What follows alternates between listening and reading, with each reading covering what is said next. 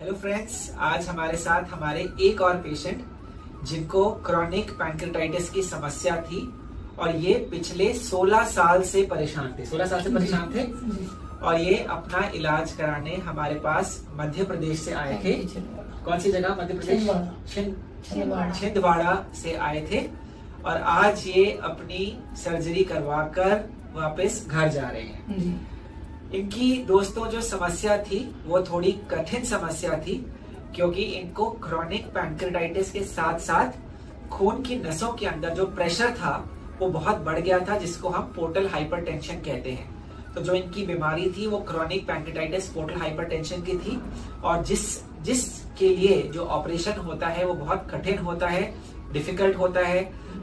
इस ऑपरेशन में ब्लीडिंग का भी रिस्क होता है, बट इनकी सर्जरी बहुत अच्छी हुई, सेफ हुई और आज ये जो 16 साल से बीमारी थी जिससे ये परेशान थे उससे निजात पाके, उससे छुटकारा पाके ये आज वापस अपने घर जा रहे हैं। तो दोस्तों, क्योंकि ये बीमारी इतनी पुरानी थी, 16 साल से चली आ रही थी, तो मैं ये बहुत इंक्विजिटिव हूँ, इतना जानना चाहता हूँ कि क्यों ये बीमारी 16 साल तक चलती रही और इसका अब तक इलाज नहीं हुआ।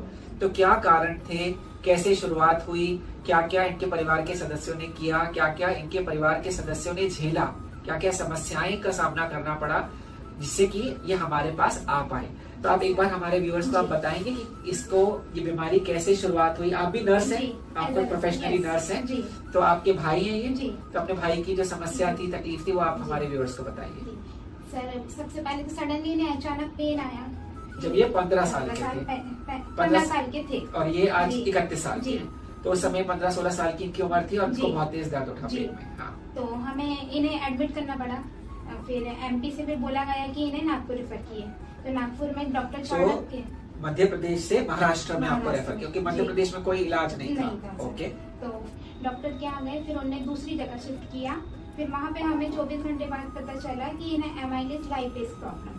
तो अमाइलेज लाइपेज बढ़े हुए थे, जो कि ये बताता है कि इनको पैंक्रेटाइटिस हुआ।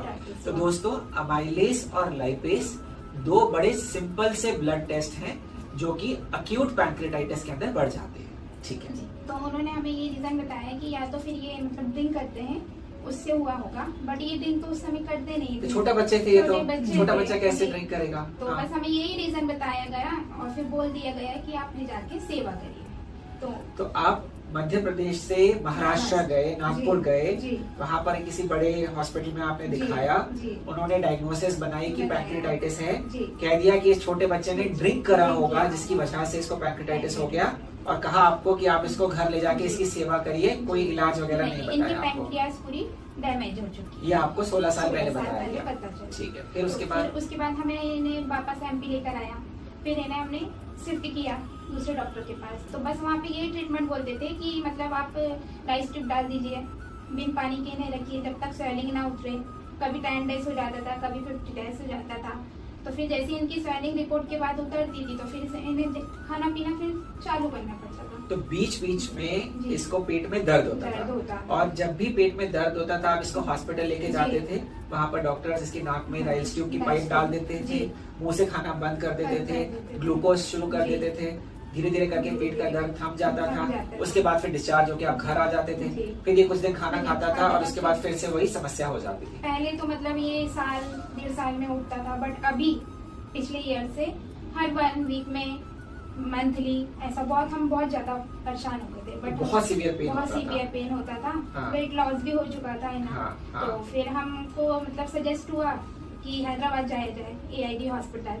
हमने टिकट वगैरह सब बुक करा लिया, वहाँ हमारा जाने का भी प्लानिंग हो चुका था। बट सडनली आपका वीडियो सामने आया, तो बट दिल में ऐसा लगा नहीं, अब ये सर के पास जाना चाहिए, क्योंकि हम 16 साल से बहुत ही ज्यादा परेशान हो चुके थे। घर में सभी लोग, 2 भाई हैं, तो मम्मी पापा भी बहुत ज्यादा प्रेशर में थे। बट जैसे ही आपका वीडियो देखा, इतने लोग को देखा, तो दिल में उम्मीद जगी कि नहीं, सर के पास जाना चाहिए। तो बस वीडियो देख के आपके पास आ गए। तो जब आप आए, लगभग 1 हफ्ते पहले आप यहाँ पर आए, हमसे मुलाकात हुई आपकी, हमने आपका एक CT स्कैन करवाया। तो जो आपका एक्सपीरियंस था यहाँ पहुँच के, तो आपको कैसा लगा? आप और भी लोगों से मिले होंगे जिनको क्रॉनिक पैंक्रेटाइटिस की तकलीफ थी। जी, सभी ने आपके बारे में बहुत मतलब अच्छा ही बताया कि नहीं सर कर सकते हैं, सर कभी मतलब सर से ही होगा ये सब। आप बहुत अच्छा हुआ बोले जो आप यहाँ आए। खुश है आप? बहुत खुश है आपके एक्सपीरियंस से। बिल्कुल, बहुत एक मतलब लाइफ हो गया है कि नहीं सडनली अब कोई प्रॉब्लम नहीं होती है हमें।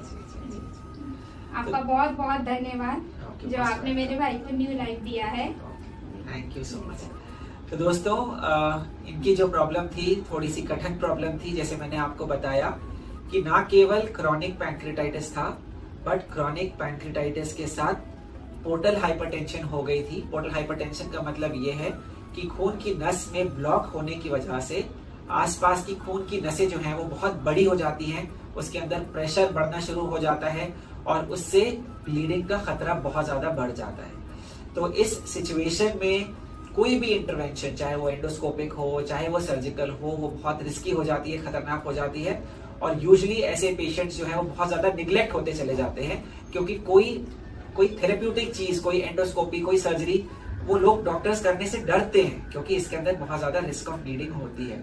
तो हमने एक बहुत कॉम्प्लिकेटेड सर्जरी करके इसकी पैंक्रियाज के अंदर से जो सुकड़न थी उसको खोला, डक्ट को खोला, उसमें जो सारे स्टोन्स थे उन सारे स्टोन्स को हमने निकाला और इसकी पैंक्रियाटिक डक्ट को हमने इंटेस्टाइन के साथ जोड़ दिया ताकि जो पैंक्रियाज का जो जूस है वो अपने रास्ते नॉर्मल फ्लो कर सके। तो दोस्तों सबसे अब इस वीडियो के 2-3 मैसेजेस हैं आप लोगों के लिए। एक ये कि जो क्रॉनिक पैंक्रेटाइटिस है, ऑल्दो उसका सबसे इम्पोर्टेंट कारण अल्कोहल है या टोबैको का सेवन है, बट बहुत सारे ऐसे पेशेंट्स होते हैं जिन्होंने अपनी लाइफ में कभी भी टोबैको या अल्कोहल को कंज्यूम नहीं किया है। हमारे पास बहुत सारे बच्चे आते हैं, छोटे बच्चे आते हैं। जब इनकी बीमारी की शुरुआत हुई थी ये भी छोटे थे, 16 साल इनकी उम्र थी। तो उस सिचुएशन में ना तो अल्कोहल होता है ना तो टोबैको होता है।